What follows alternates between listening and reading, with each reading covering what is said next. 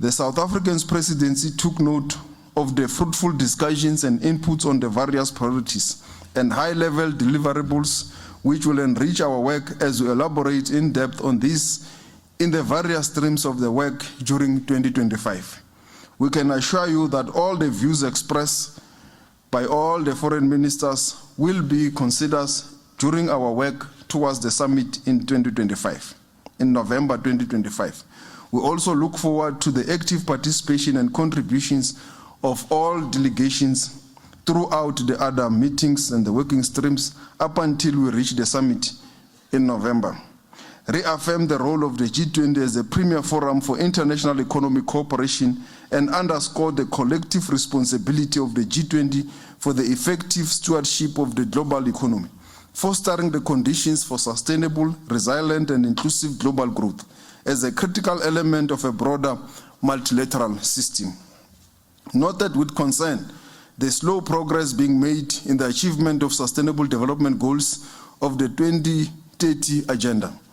To this end, the meeting stressed on the need for urgent action to accelerate efforts and reaffirm the G20's strong commitment to the SDGs in line with the theme, solidarity, equality, and sustainability.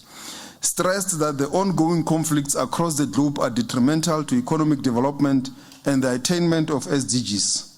The impact of wars on education and health was highlighted as a major concern by some participants.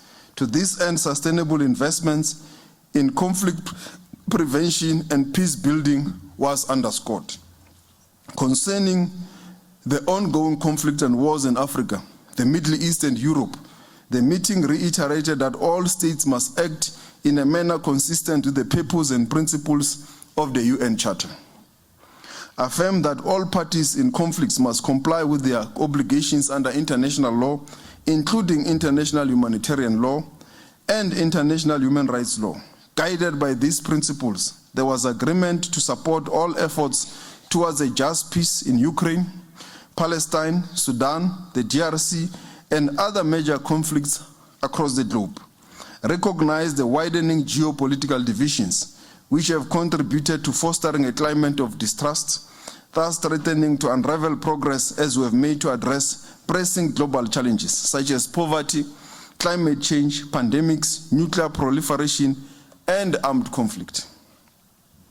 Express support for South Africa's proposed working methods on managing the geopolitical issues during its G20 presidency, namely that the G20 shepherds, ministers of foreign affairs, and the leaders will engage on these matters, and that the working groups will exclusively focus on technical issues.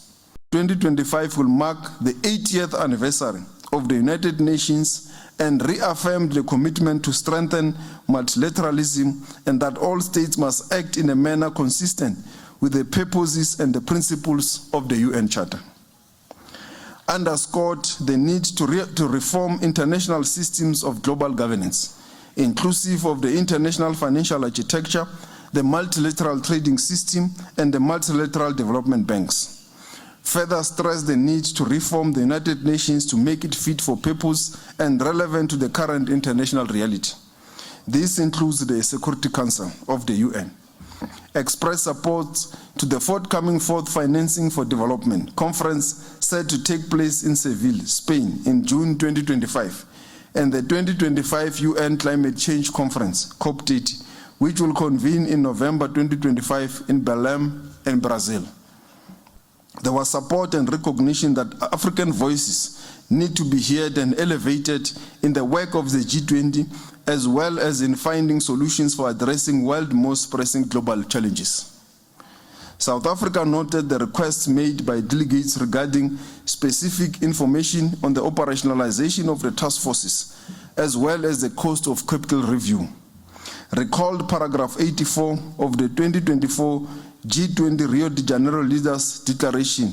The G20 leaders made a commitment, and I quote, to evaluate the G20 first full cycle of presidencies under South Africa's presidency and with full respect to the principles agreed at the Kenny Summit in 2011. Provide recommendations to the second cycle, including a roadmap for future presidencies, close quote.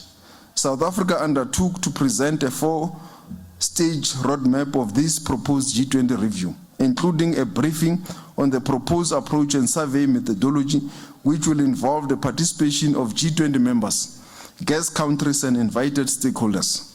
The final report will be presented for adoption at the final G20 Sherpa meeting taking place on the 16th to the 19th of November 2025 in Johannesburg, South Africa, here at Nasrec.